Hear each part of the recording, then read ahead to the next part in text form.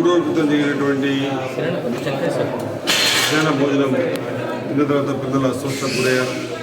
ఆ రోజున అక్కడనే ఉండడం జరిగింది. అందరి పిల్లల్ని కూడా తీసుకెళ్ళి మహబూబ్నగర్లో, దాని తర్వాత మక్కలో చూపించి అన్ని వెహికల్స్ అరేంజ్మెంట్ చేసి మహబూబ్నగర్లో చూపించడం జరిగింది.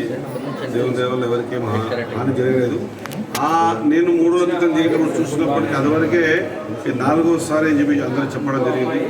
3 సార్లు ఎవరైతే ఫుడ్ వండుతూ ఉన్నారో వాళ్ళ మీద ఎటువంటి యాక్షన్ తీసుకోకుండా 4వ సారి మళ్ళీ వాళ్ళకి ఇవ్వడం వల్ల జరిగింది అనుకుని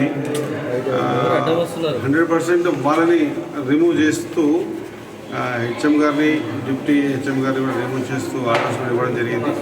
ఈ 4 రోజుల కలిసి 3 రోజుల కలిసి పక్కనే ఉన్నటువంటి హాస్టల్ సంబంధించినటువంటి కుక్కర్స్ పెట్టి ఎంఆర్ఓ గారి సమక్షంలో ఫుడ్ క్లీన్గా అన్నీ కూడా ఒకవేళ బియ్యంతో తప్పుందని చెప్పేసి కొంత బియ్యం ఇవ్వడం, మిగతా చేయడం, ఫిల్టర్ వాటర్తో చేయించాము అనేటువంటి మాట చెప్పడం జరిగింది.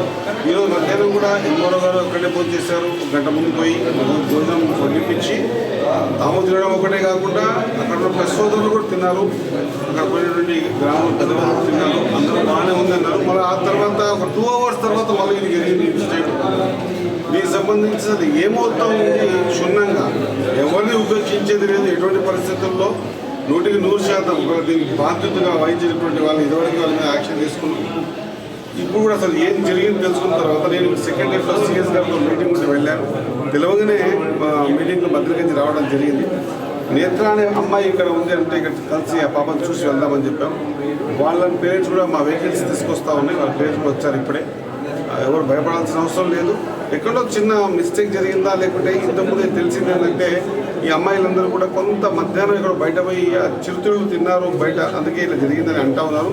అది కూడా నేను చూడలేదు, విన్న మాటనే. కాబట్టి ఒకవేళ అటువంటిది ఏమైనా జరిగింటే బయట లేదా లోపల అన్నింటినీ కూడా ఫుడ్ ఇన్స్పెక్టర్ని పంపించేసి ప్రతి విషయాన్ని కూడా క్షుణ్ణంగా చూస్తూ ఉన్నాం. పిల్లల ఆరోగ్యం పూర్తి బాధ్యత మాది. ఖచ్చితంగా ఎవరు అధైర్యపడాల్సిన అవసరం లేదు. వామిటింగ్ సెన్సేషన్స్ ప్రకారంగా ఒకరికి రావడం వల్ల ఇంకో 10 మందికి ఆ సెన్సేషన్ ద్వారా అందరికీ కూడా వామిటింగ్. జనరల్గా మనం కూడా పెద్దవాళ్ళం వెహికల్ ఎక్కడ పోతూ ఉంటాం, ఒకరికి వామిటింగ్ వచ్చేది, మిగతా వాళ్ళు కూడా ఆ సెన్సేషన్ ఉంటుంది. దాని ప్రకారంగా అయిందా, దీనికి ఏ విధంగా అయింది, ఖచ్చితంగా ఏ విధంగా అయినా కూడా ఎవరిని వదిలిపెట్టే ప్రసక్తే లేదు. ఈ విషయాన్ని ఇప్పుడే ఎస్పీ గారికి చెప్పాను, అదే కలెక్టర్ గారు కూడా చెప్పాను. ఖచ్చితంగా పూర్తి స్థాయిలో ఎంక్వైరీ జరగాల, ఇంటెలిజెన్స్ కూడా పిలిపించి వాళ్ళు ఎంక్వైరీ చేయించాలని చెప్పాను. ఒకవేళ దీనికి సంబంధించి ఎవరైనా కారకులైనా కూడా ఎవరైనా ఉపేక్షించలేమని తెలియజేస్తా ఉన్నా. పిల్లల తల్లిదండ్రులు మాత్రం భయపడకుండా భయపడవద్దని చెప్పి తెలియజేస్తాం.